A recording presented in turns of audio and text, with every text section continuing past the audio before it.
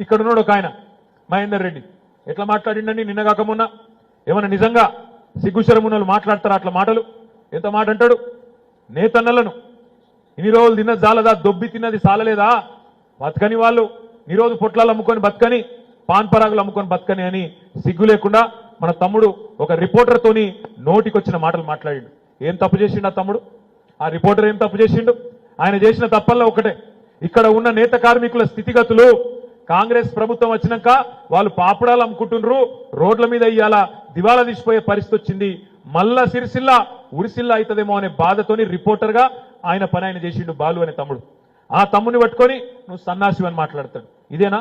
ఇప్పుడు 10 ఏళ్ళు మనం కూడా అధికారంలో ఉన్నాం ఎవరినైనా ఒక మాట అన్నావా కాంగ్రెస్ వాళ్ళను కానీ అలా బాధతో అంటున్నా 100% చెప్తున్నా రేవంత్ రెడ్డి నుంచి మొదలు పెడితే ఇక్కడ ఉన్న మహేందర్ రెడ్డి దాకా దగుల్బాజీలు సన్నాసులు చాతగాని విధవలు అనే మాట నేను మాట్లాడుతా ఉన్నా దమ్ముంటే నీకు చాతనైతే 14 కోట్ల రోడ్డు రద్దు చేసుడు కాదు నీకు దమ్ముంటే ప్రజల మనసు గెలుచుకోవాలనుకుంటే ముస్తాబాద్ నుంచి దుబ్బాకకు నేను 2 లేన్ల రోడ్డు డబుల్ రోడ్డు నేను మంజూరు చేస్తే నీకు చాతనైతే దాన్ని 4 లేన్ల రోడ్డు చేయి అట్లయితే ప్రజల మనసు గెలుచుకుంటావు తప్ప ఇచ్చిన దాన్ని రద్దు చేస్తారు ఎవడన్నా హౌలగాడు ఇలా రద్దు చేసిపోయింది ఇలా బతుకమ్మ చీరల ఆర్డర్లు రద్దు చేస్తాను నా మీద కోపంతో సిరిసిల్ల నేతన్నల కొంప ఉచ్చుకునే ప్రయత్నం చేస్తాను కేసీఆర్ మీద కోపంతో కాళేశ్వరం ప్రాజెక్టే దండుగా అని చూపెట్టాలన్న ఉద్దేశంతో చిల్లర రాజకీయం కోసం అక్కడ ఒక బుంగివడ్డా పొక్కవడ్డా కత్వగట్టి ఒక చిన్న కత్వగట్టి దాన్ని మంచిగా చేయొచ్చు కానీ చేయొద్దు వర్షకాలం దాకా నానబెట్టాలి అది కొట్టుకపోయేటట్టు చేయాలి రైతులకు నీళ్ళు ఇయ్యొద్దు కేసీఆర్ ను బద్నాం చేయాలనే ఒక దివాలాకోరు దగుల్బాజీ రాజకీయం ఈ దిక్కుమాలిన ప్రభుత్వం కాంగ్రెస్ ప్రభుత్వం చేస్తున్నది దయచేసి నేను బాధతో అంటా ఉన్న ఈ మాట ఖచ్చితంగా అంటున్నా దానికి నా మీద కేసు పెట్టుకొని మీరు నా ఇంటిగా కూడా వీకలేరనే మాట కూడా కాంగ్రెస్ వాళ్ళకి నేను విజ్ఞప్తి చేస్తా ఉన్నాను కేసులకు భయపడేది లేదు జైళ్లకు భయపడేది లేదు దేనికైనా సిద్ధమే ఎందుకంటే ప్రజలను మోసం చేసి 420 లంగా హామీలు ఇచ్చి దొంగ మాటలు చెప్పి మీరు అధికారంలోకి వచ్చిండ్రు ఏమన్నాడు రేవంత్ రెడ్డి మర్చిపోయినాం అనుకుంటున్నా రైతులను పట్టుకొని మీరందరూ అర్జెంటుగా ఓన్రి 2 లక్షల రూపాయలు లోన్ తెచ్చుకోండి డిసెంబర్ 8 దాకా టైం ఉన్నది ఇప్పటిదాకా తెచ్చుకోని వాళ్ళు ఉంటే కూడా ఉరుక్కుంటూ ఓన్రి బ్యాంకుకు తెచ్చుకోండి డిసెంబర్ 9 నాడు నేను వస్తున్నా మొదటి సంతకం 2 లక్షల రుణమాఫీ మీద పెడతా 9 డిసెంబర్ నాడు అన్నాడు ఏమాయ మరి డిసెంబర్ 9 వీకింది జనవరి 9 వీకింది ఫిబ్రవరి 9 పోయింది మార్చి 9 ఇంకో 2-3 రోజులైతే మార్చి 9 రానివట్టే ఏమాయన రేవంత్ రెడ్డి అంటే ఆయన అంటాడు నేను ఏడ కుర్చీలో కూర్చోనే లేదు చదువుకోనే లేదు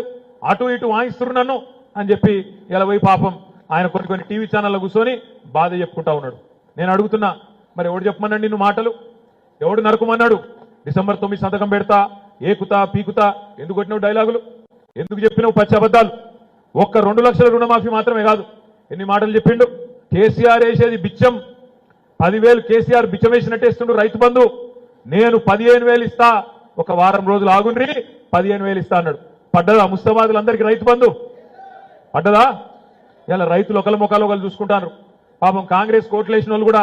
ఏం చేయాలో తెలియక దొంగకు తేలిగుట్టినట్టు ఏం చేయాలో తెలియక ఒకళ్ళ ముఖాలు ఒకళ్ళు చూసుకుంటారు ఎంత మోసపోతీవిరా అని కేసీఆర్ ఉన్నప్పుడేమో వారం రోజుల లోపల రైతు బంధు టింగు టింగు టింగు అని ఫోన్లు మోగాలే 7,000 కోట్లు మన కడుపుల సల్లగదలకుండా బ్యాంకులో పడితే ఆ రోజు కేసీఆర్ విలువ అర్థం కాలే ఇలా రేవంత్ రెడ్డి వచ్చినాక ఇప్పుడు తెలుస్తుంది బాధ ఏడవాయ రైతు బంధు అంటే ఏమో ఎప్పుడు వస్తుంది తెలియదు కరెంట్ ఎట్లున్నది కరెంటు కోతలు మొదలైనయా లో వోల్టేజ్ సమస్యలు మొదలైనయా నేను మొన్న పోయినా నాగర్ కర్నూలు పోయినా నేను మాట్లాడుతుంటేనే కరెంట్ పోయింది 15 నిమిషాలు